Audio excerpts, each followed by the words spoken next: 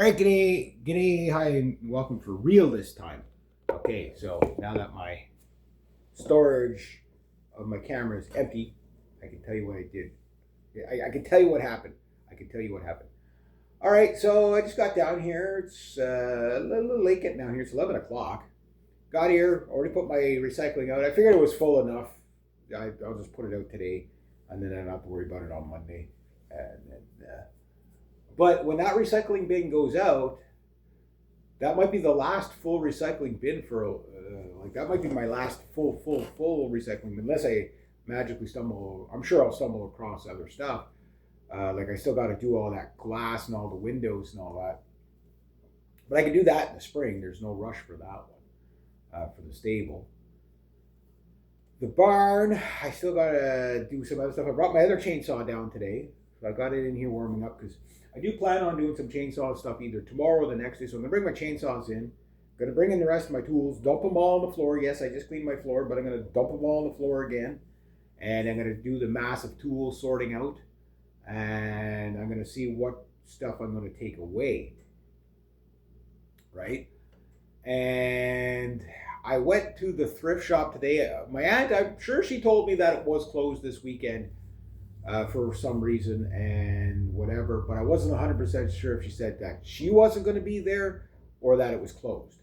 So I went and sure enough it was closed because there was books there I wanted to go check out. They have a book exchange there. So the good news about that is it gives me a place when I'm done with these books, place to put the magazines. I don't know what I'm going to do with those. I'm going to try to give them away, sell them. I'll put them up for sale, for like $10 for each bundle, so make $20 off of it. Or I'll save them for the next year's yard sale. But you see, I have two options. I could have a yard sale, which is great, make a little bit of money, or I could get rid of it at the thrift shop for free.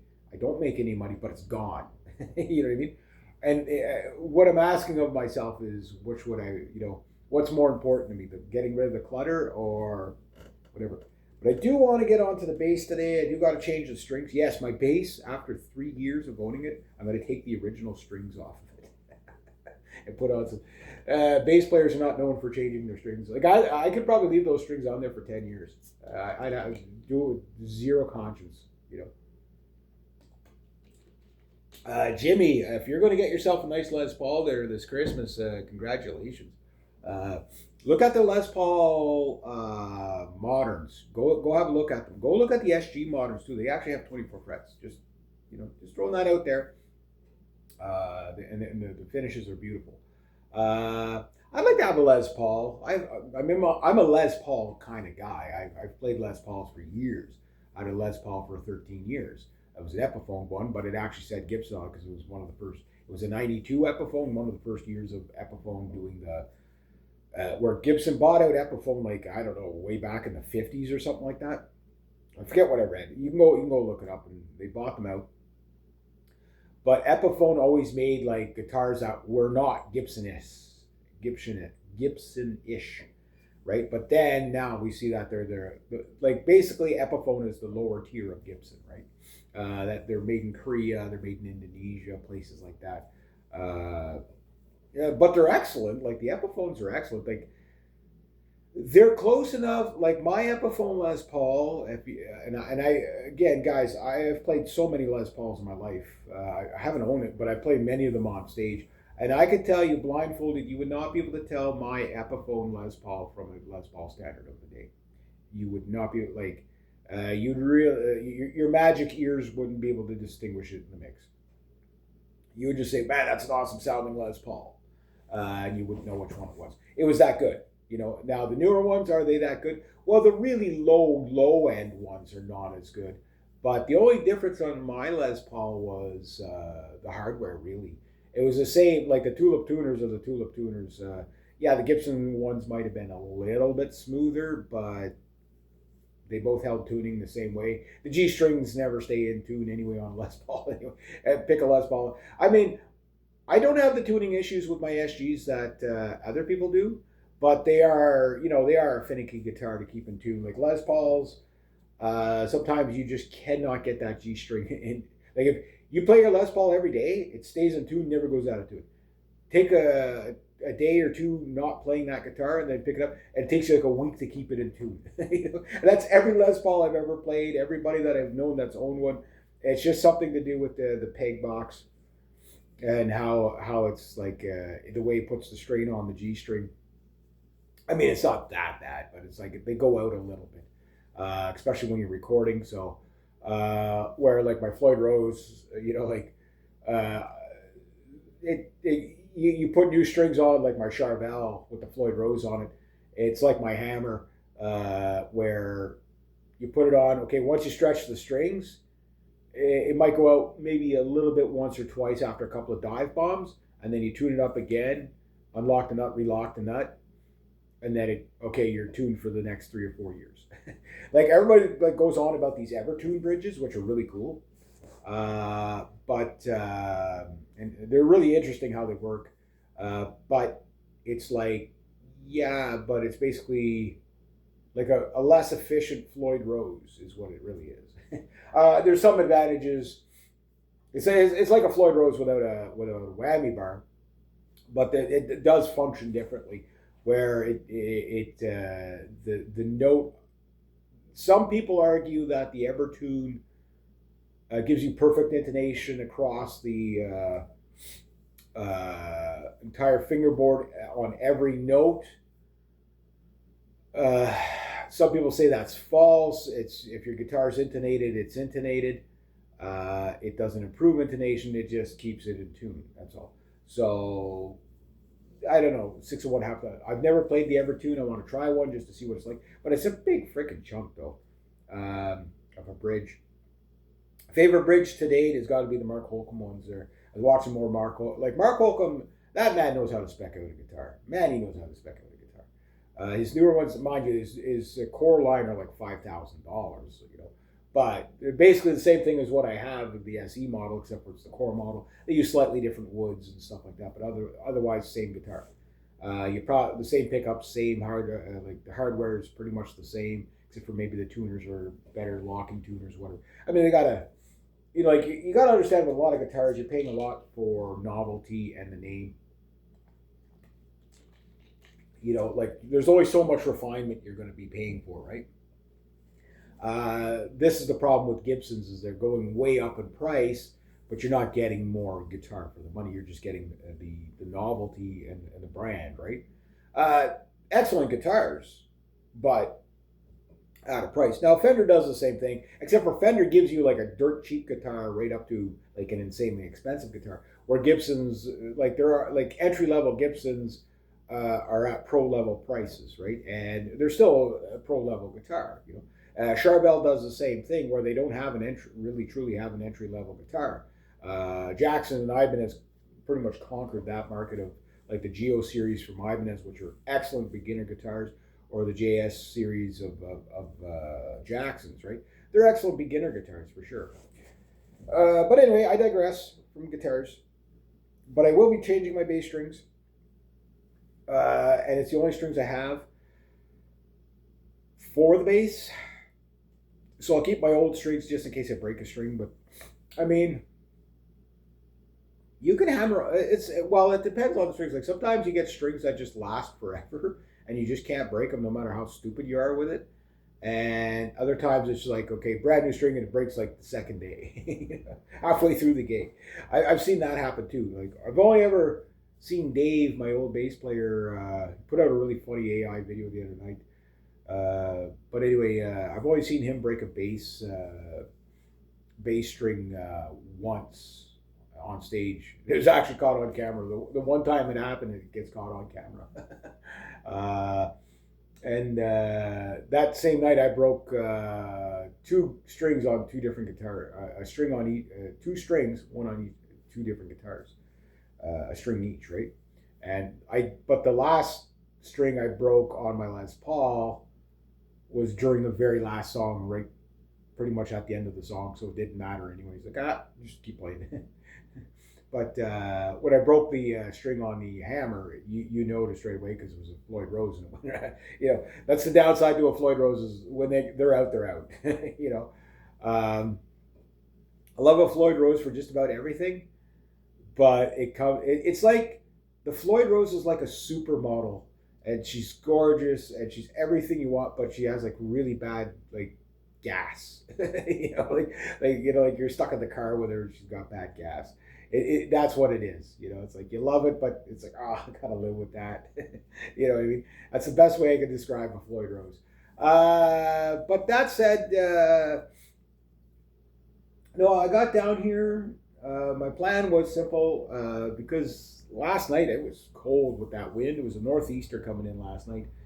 I was walking across the crust. I got home and I was like, okay, I got to kind of step it up a bit. So what I did is I took the doom sleigh and I threw in some wood this morning, just 5 little loads, because I don't throw in too much wood at a time, especially when it's really cold like that, because it freezes out the basement for like the next 2 days. Like basically look at the wood, like even if it's dry, it's like an ice block, right? You're throwing in like all these ice blocks and it's just gonna, yeah, do that. So I don't throw in too much at a time. I give it a chance to warm up, then I throw some more in. But I'd like to I still got about maybe 3 or 4 cord there.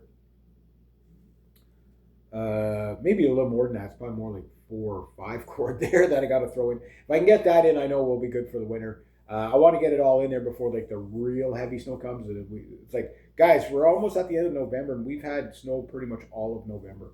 It's been a while since we've had a full snow November where, okay, it's not deep snow, but it's snow on the ground the entire, like it stayed.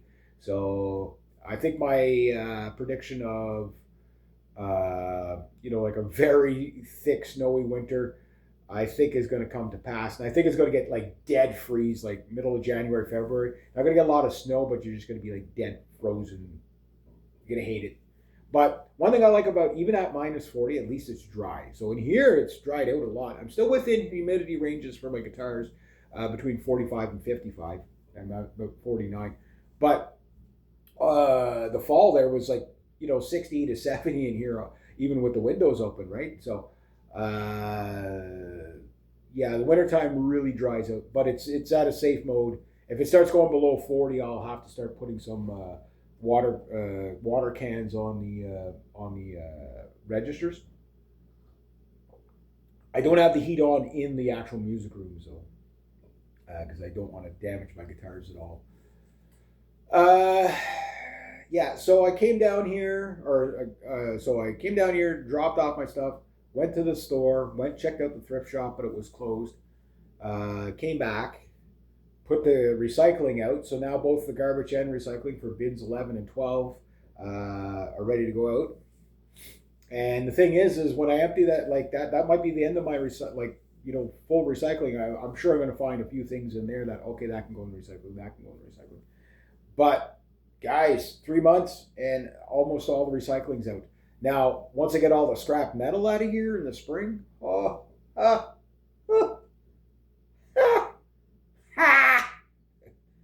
something like that. If anybody was walking by, I was like, what the hell's wrong with that guy? Yeah, so that'll be, I'm so excited about that. But the garbage, there's still probably months of that to go out. There's not that much more, but there's, like the bulk of it is in the woodshed. That's the good thing. There's still some in the barns and stable that can go in the garbage, but very little. There's actually very little garbage in there other than that insulation. And the rest is all like scrap metal. So I'm like, once I get the scrap metal out of the barns, I can get a horse. I can go get a horse. That'd be great. Wouldn't Marvin like a pet horse? I think Marvin would like a pet horse. That'd be great. I don't have the time. Like I'd have to be independently wealthy to have a horse. Like if I had a horse, I know this time of year, like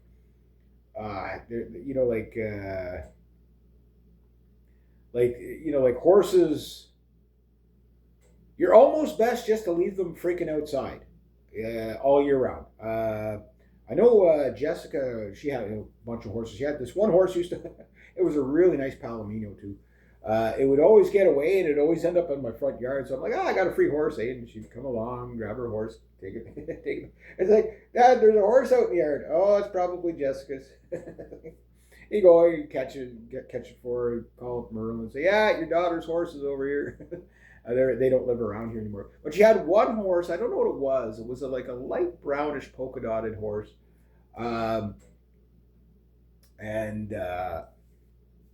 This thing would never go in the barn. It could be minus 40 out. He would just stand there with his arse to the wind, and he was happy. He would never go in the barn.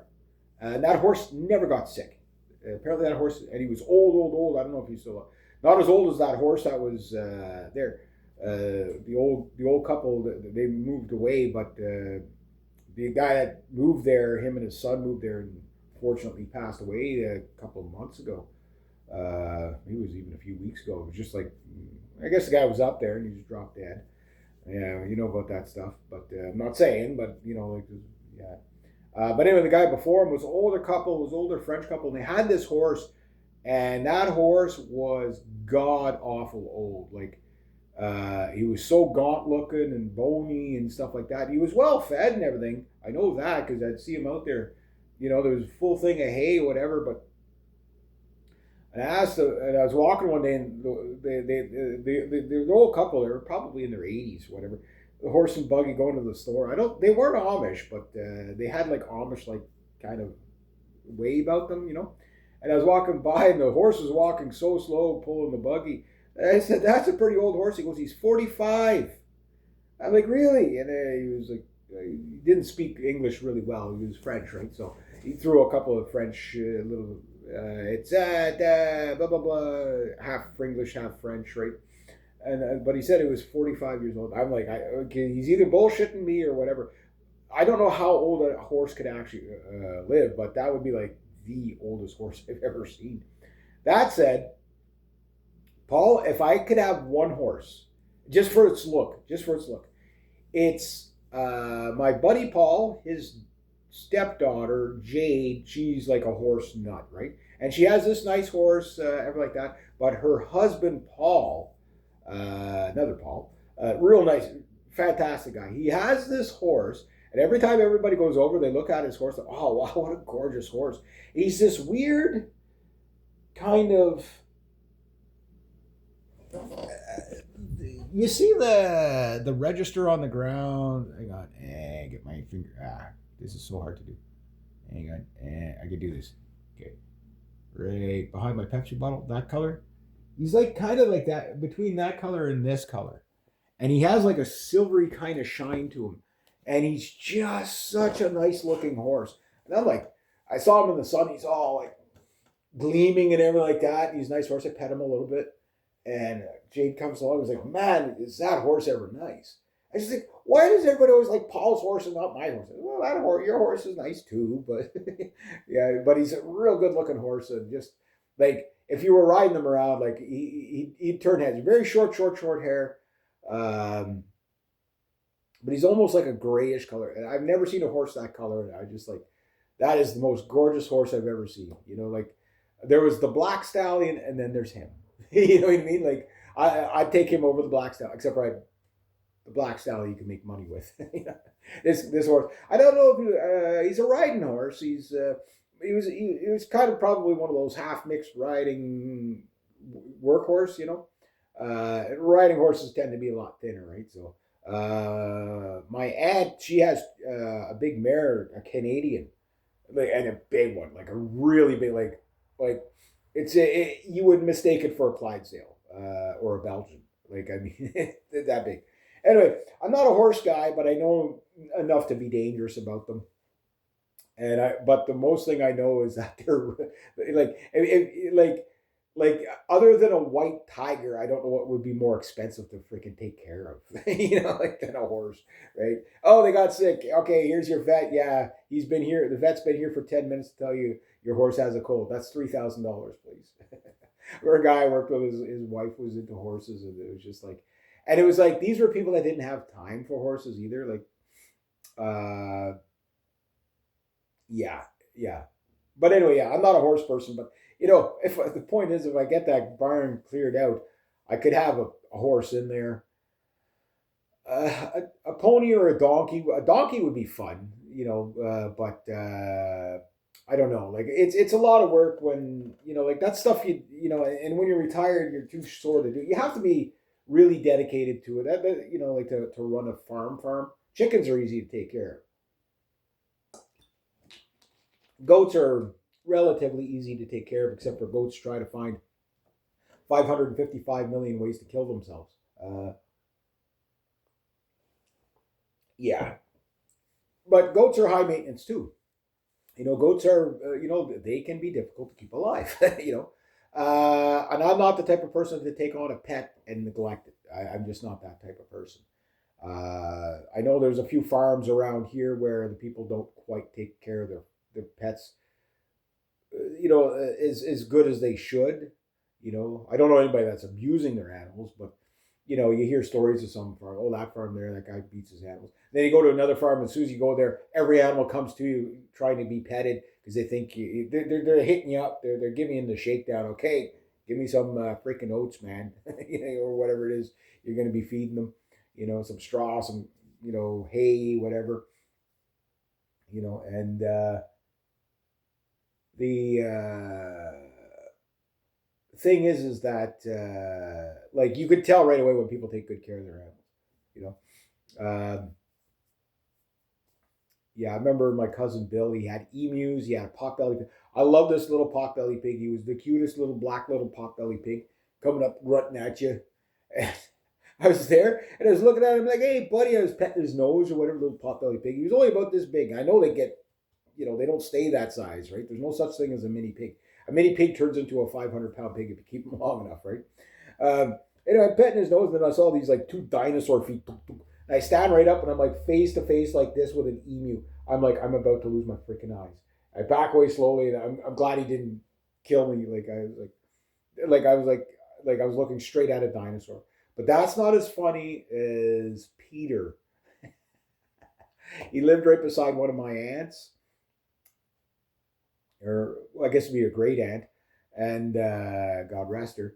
And anyway, he had llamas, and I was sitting there. And, he had horses and llamas. The guy grew up on farms and stuff like that, right?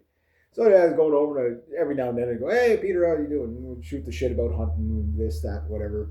Oh, just finishing up for the day. I come talk to him for 5 minutes. We're standing there. The llama comes right up in between us, and spits right in his face. It was so gross. And I'm laughing so hard. He's trying to punch this llama because it's like, spitting at him and it won't go away. And then just like no reason. Like it's what llamas do. Like llamas and alpacas, anything like that, they spit at goats. They spit at you, right? I don't know why they do this. I don't know if they do it for affection or just to be a prick or whatever, but they do this, right? And it's so gross. He's just like slime. I'm like, how do you not shoot that thing? And then way back at the earlies, like they don't even have fences for their animals. Like it's just like they'll hang around the house. If not, they'll get lost in the bush and something will eat them. Wolves or coyotes eat. But they had like this donkey, and every time he'd go, he was just like a baby donkey. It was just so cute. And he'd come up to you and you pet him, and he'd put his head on your shoulder, and it's like, take me home, take me home, take him home. Yeah, it's like, oh, the cute factor was just like out there. The cows, they were tame. They'd come over, like, so you could tell they took good care of their animals, right? Especially when they take care of the animals to the point where there's like everything's just running feral, like there's no fences or nothing. It's just like you call them, and the animals come back. Then you know good. It's kind of like my beat birds. They'd get out and they'd follow me back into the like. It's like you guys are stupid because you guys just had a break. You guys could have made a break for it, lived out your lives in the bush. But they're like, no, you got the food, man. Follow me right back. And why? Because you treat them good. Like you treat them good. So yeah. So that's projects for next year, but it all hinges on getting everything cleaned up. I did started picking up a little bit of branches. I thought I was going to pick up more, but because of the rain we got the other day, and the fact that it was only like -8 last night. It wasn't cold, but with the wind, it was pretty cold. The branches are frozen to the ground. So I brought my chainsaws down to cut more branches, but I guess I got to see how many branches I could haul to the fire pit and just start burning those throughout the winter. The hardest thing that I think is going to be to clean up is those briars. Just raking them out and burn them. Like that's going to take me probably like a month just to clean that up in the spring. You know what I mean? The idea is to get it cut and out of there before the new growth comes in, so I can get that undergrowth cut. Once you get that undergrowth cut, you can keep everything clean. But that's where you go through like the most whipper line stuff, which I've found my stockpile of whipper line there, so I got lots. But I'm looking forward to doing all that, and if I can cut all the little stuff down, like throughout the winter, in the spring it'll be easier to do that. That said, update on the trailer. So I got an email from my client last night. She said, she asked me if I could go, and that one remaining tree, if I could get a metal mesh, put a fence around it kind of thing. She'd pay me whatever, if you could go do that. And I'm like, I went there, and the mesh is still there. So I'm just going to use what's there. That way, keep it cheap for whatever. It works. It's just, I guess once the beavers got into it, there's nothing I can build that they won't get into. You know what I mean? Like, so you can put. I got to see if I have some. I know I have some strips of rolls of like flashing, aluminum flashing. Like when you put like the kick plate at, you have a door like this, and then you got a deck, and like before you put the siding on, you put like this metal kick plate there, just so it doesn't rot out there. I have some of that. I just don't remember where I saw it. If it's in my scrap metal pile, I'll grab it out of my scrap metal pile up there, and I'll bring it. I'll put it around the tree, and then I'll put the fencing around it again. Wire that up. I'll try to do that this week, because I got to do the church tomorrow morning, regardless, unless they cancel the church again. Like I'm gonna have to do it anyway after the snowstorm or whatever, because it's whatever. But I could be working with my buddy Paul at the school. Depends. Maybe, if he really, if he's, because he's got to make money too, right? So, but Sundays, I like helping. I love working with my buddy because he's my buddy, right? And it's not a lot of money that I make, but it's something, right? So, like I've only worked one day last week, so you know what I mean. So yeah, I'm there. But we're into November. At the end of I did well. I did extremely well for November. But I think December is just going to be like flop, unless I get it. People got me for the snow, because I might still trap the beavers out of the creek.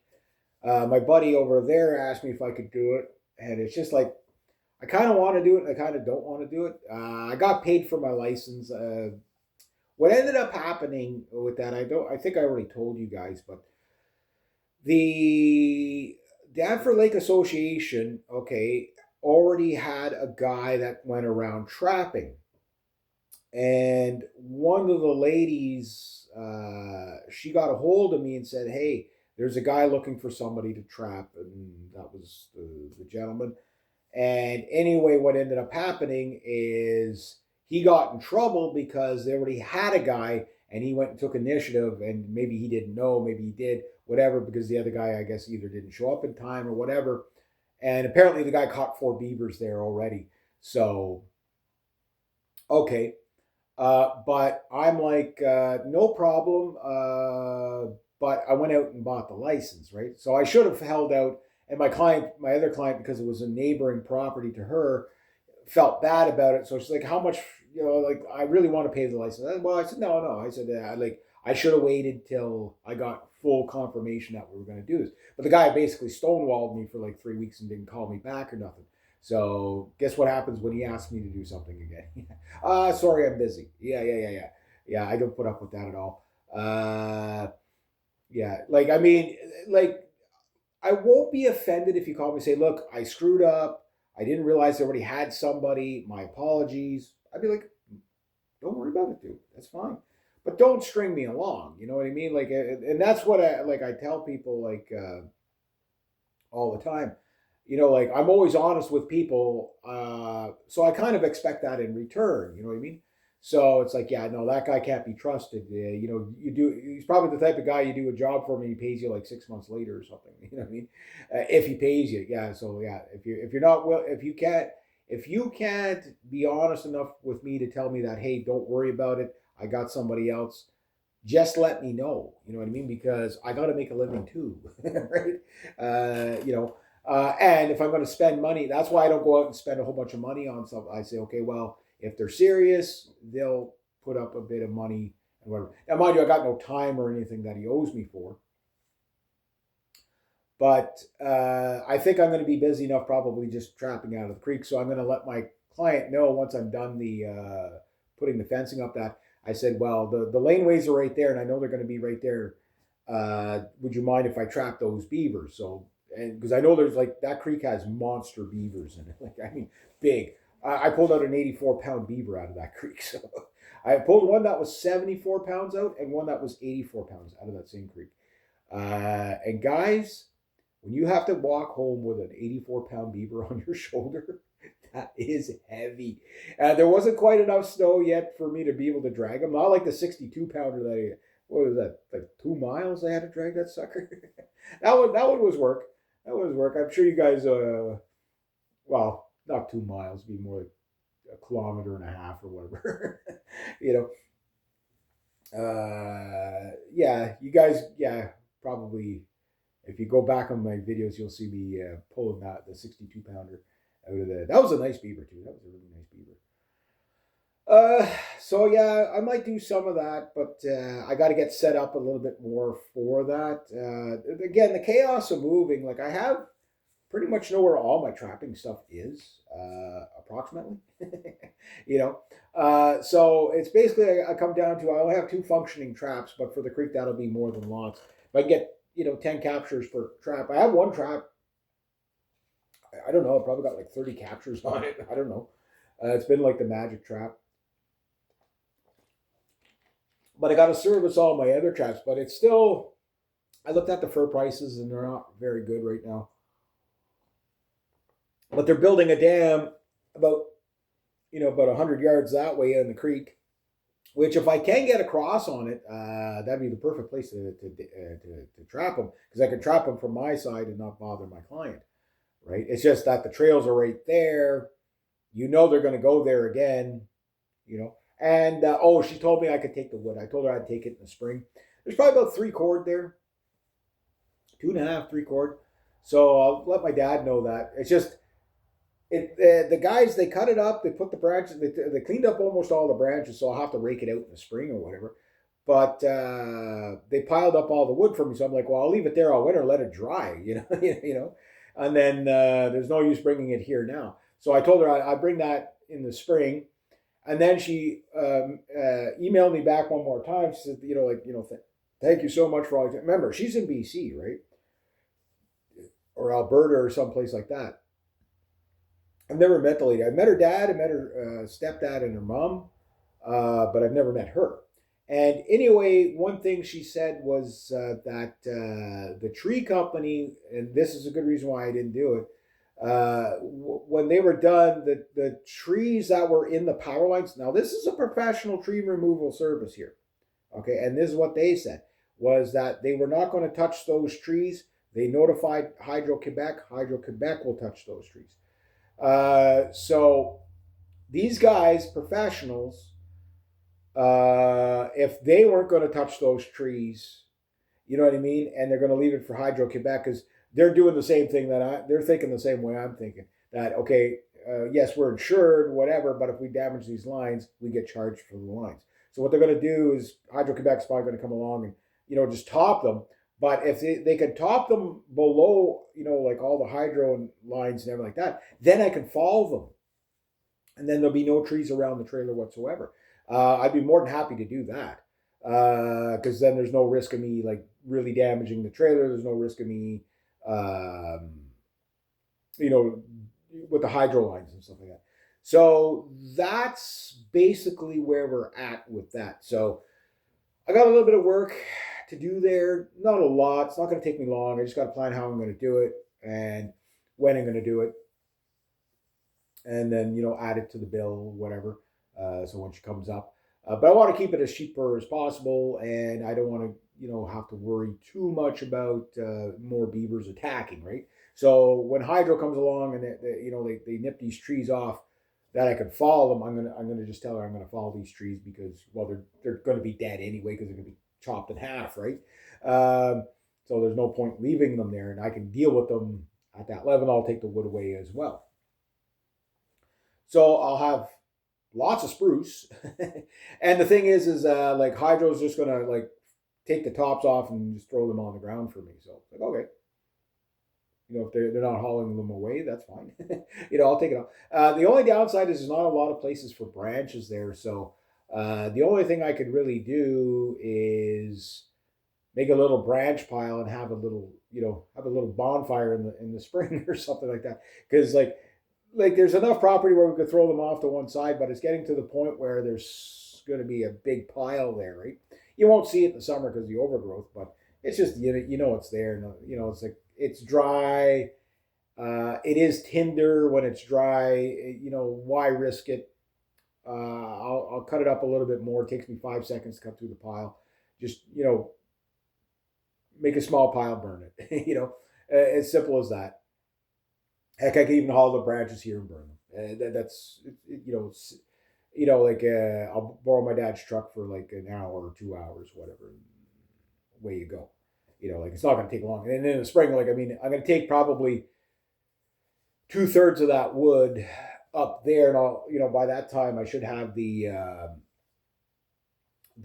woodshed completely cleared out by that time, or enough that I can I've organized it where I could start, because there's wood in there that I don't think can be split, and because my grandfather had it in there and it was like just like really nubby stuff. So I'm gonna see if like some of it, if it's small enough, I'm gonna probably bring it up home and we'll just burn it, for wood up there. I mean, it's definitely dry enough.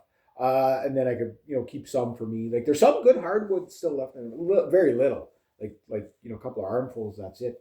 Um, I'll keep that, and then as I eventually get a wood stove in here, I'll have all kinds of wood, and yeah, So that's kind of what I got going on. So I'm looking forward to getting the bass track down for Pinto. There's still a little bit of roughness that I got to work out. So what I'm doing is I'm using the old strings to play along with the song, and then once I'm like, okay, yeah, that's how I want it to sound, because I want the bass line to be as good as the guitar, right? And then after I got that, then it's the drums, and then I'm going to do the vocals last. So this should be really, really, really, really, really, really, really cool.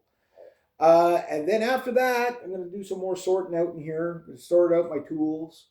It's a good inside job, start cleaning up a little bit more in the basement. Maybe I got to sweep again before I mop more. But I really like, drop the ball on the mopping thing for sure. I'm going to get there. It's getting done, the place doesn't stink. So like,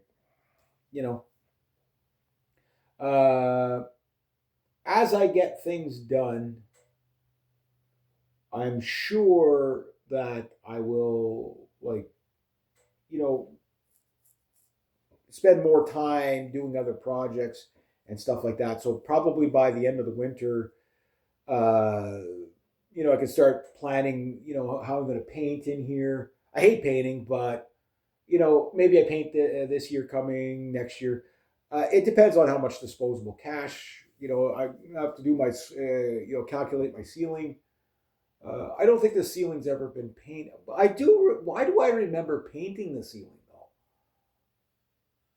Maybe it has, because these tiles they're like a fabric tile. They're very very.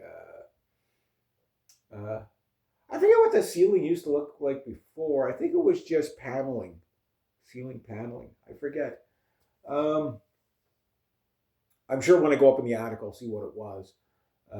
But the thing is that like the ceiling, it's got little spots in it that like it doesn't look good, right? So I would like to paint it all, and maybe anywhere there's like a rip in the tape or whatever, get the putty out, just do a real nice little thin layer on that, sand it, leave it. But just have everything bright and white again, But I want to Javix the walls really well this winter before I paint, because I want to kill any possible mold whatsoever. Like I still got like the mold that was from all like junk in the corner there against the wall. I just got to wash that. And again, you wash it, and most of it goes away. right? But you wash it with vinegar, you know, vinegar and Javix, and that gets rid of most of it. And then if the moisture's not there or the humidity's not there, it's not going to come back. So far, that's what it seems to be. And yeah, so that's kind of what I got going on. Um, I don't know what else I can say. Oh yeah, the book. Yeah. So about that far through it already. I was trying to think how many days I've read this book so far, and the story's getting better. It's not a it's I can't say there's a lot of character development so far, but it's really kind of like fixated so far on one point of a character. I'm not going to give you any spoilers on the book itself. I am going to do a book review when I've done it. Um, the way I'm speed reading, okay, is I'm speed reading it at a way that, okay, you read it as fast as you can, okay, but you're not taking it. Read a little bit slower, okay, you're taking most of it in. Okay, just a little bit slower than that, now you're taking it all. That's as fast as I'm going to read a book. So like last night, I read like over 30 pages in under an hour. So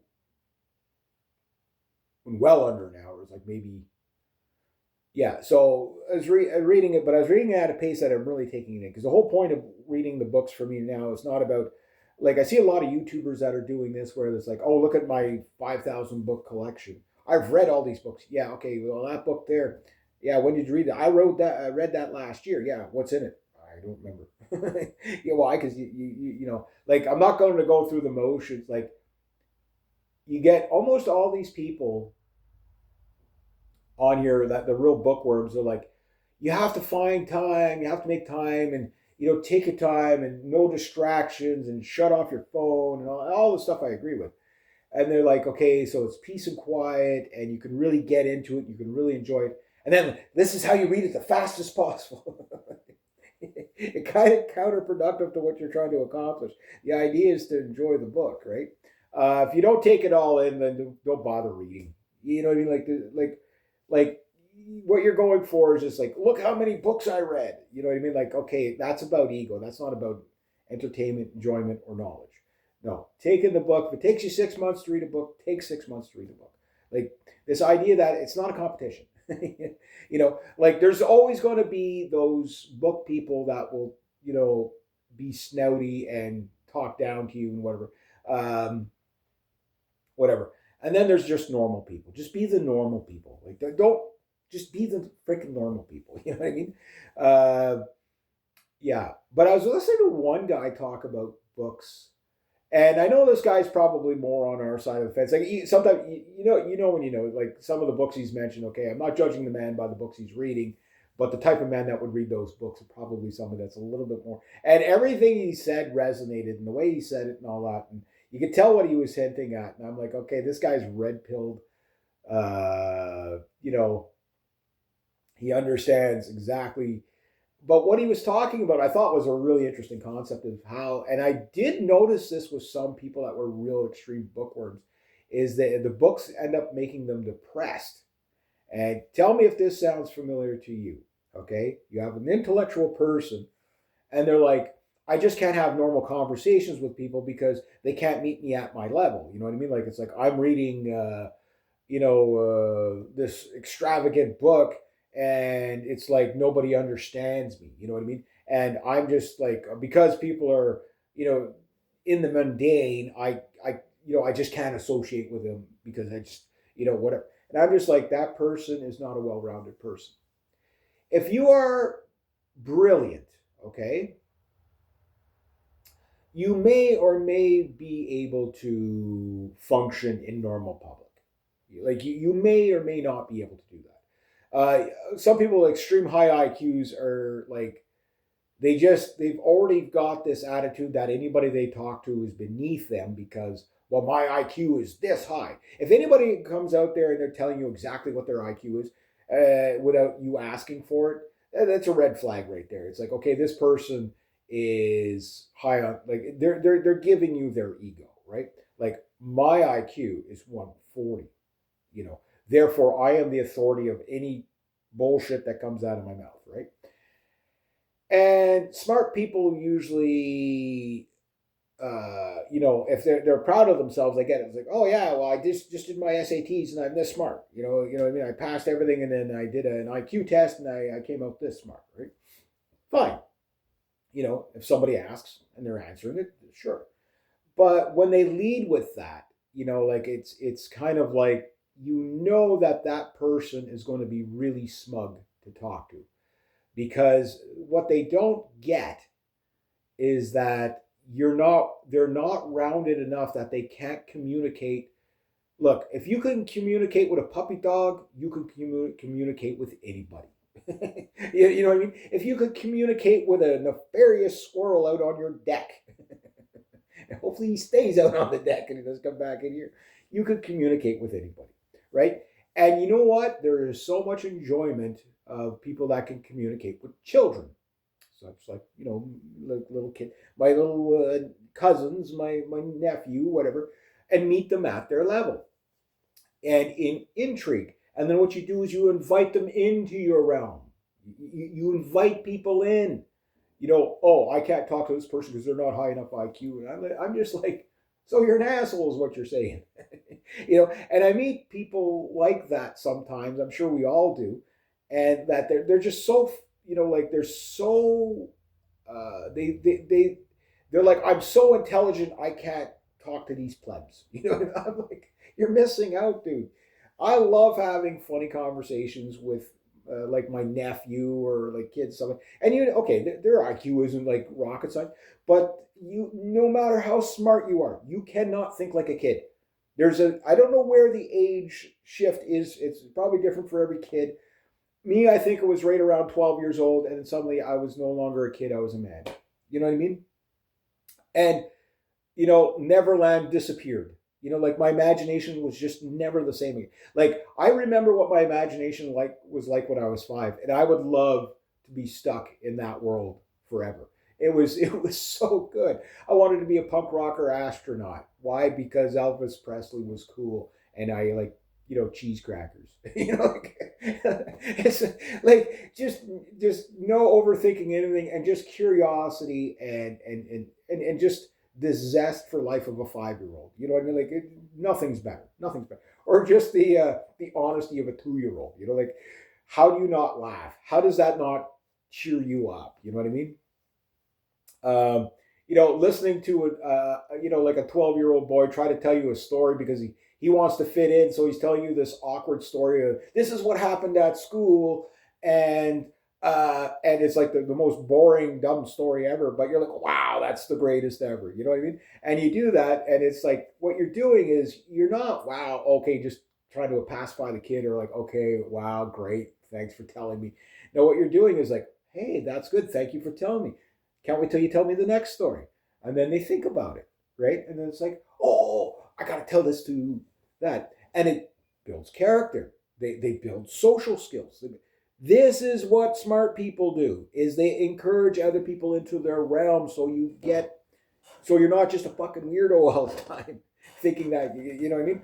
But anyway, this guy got into, he said, like, you read books, okay, and then you read books that are, outside your comfort zone, meaning books that will challenge your way of thinking, right? And when you do, and he mentioned Nietzsche, so I'm like, okay, here we go. Here we go. This guy's red pilled now.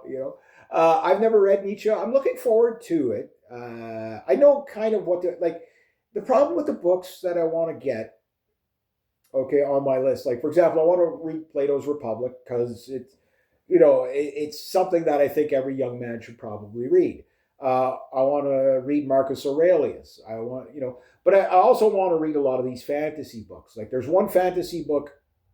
If it's the only book I can ever attain in my life, I want to read it. I won't tell you what it is because I'm in the steps of maybe I can get the library to bring it in. If I can't get them to bring it in, I'm sure I saw it on display at the Walmart a few years ago, not realizing what it was.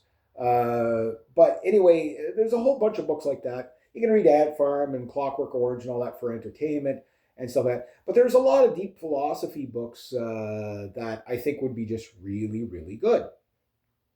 You know, and then there's just the books of like Titan.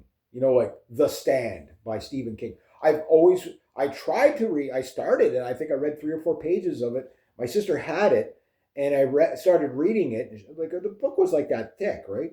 It's like the original edition. I think is like 800 pages, and the other one's like 1,300. Like, and the reason why that book keeps coming up in recommendations is probably everybody's like, well, it's a good story, number one, but it's just the challenge of reading it. Okay, yeah. So when people say I've read The Stand 4 times in 1 month, they're bragging, right? Where some say I read The Stand. What did you read it? Yeah. What did you think of this guy? What did you think of that guy? If I was this guy, what would I have done? You know what I mean? Like that's the conversations you want, right? And what the guy was getting at was that the books can pull you into the abyss, right? Into the forest, into the wilderness, and you're now in the wilderness of ideas. And like he was saying, like you get to the point where you probably can't communicate with others because you've got this stuff in your head that you want to talk about, and people are like, "Oh, my football game, or my hockey game, or how's the weather?" Or did you know on the news they said this last night? Yeah, yeah. Like East Coast Canadians said, like inquiring minds want to know. Yeah, yeah. Was it the the retarded news? He does the retarded news. Hey, he should start doing a series called the retarded news. I'd watch it. It'd be funny. Breaking news. This just in. Surveys say. Yeah, like polls suggest. Like all these like things that you always hear, right? But yeah. So you meet people that they're on normie level. You got to meet them at normie level. But while you're at normie level, you can play Forrest Gump and really toy around with them and plant seeds that might get them looking into stuff that you just yeah. Well, I heard that too. I heard all about this group here and this group is but what are they really like? I never really looked into them, so I know they're like I'm always hearing how bad these people are and how horrible these people are or how great these people are and such, but I don't know anything about them. Meanwhile, deep down you do. You know what I mean? But what you're doing is you're like, I don't know about them, but the person goes, oh, hey, maybe I should look into that. Mission accomplished. Invite them in. Invite them in. So the abyss of thought is not a lonely place if you know how to share. Like problem solve. Don't overthink it. Community. And the thing is this is something that I've always been talking about. I know how my videos, like, look at how much, like, where did this video start versus where are we at now, right? And this is why I do this is because my scatterbrain allows to, like, it's buckshot on everybody. You know what I mean? Like, it's just like it's just it's like birdshot.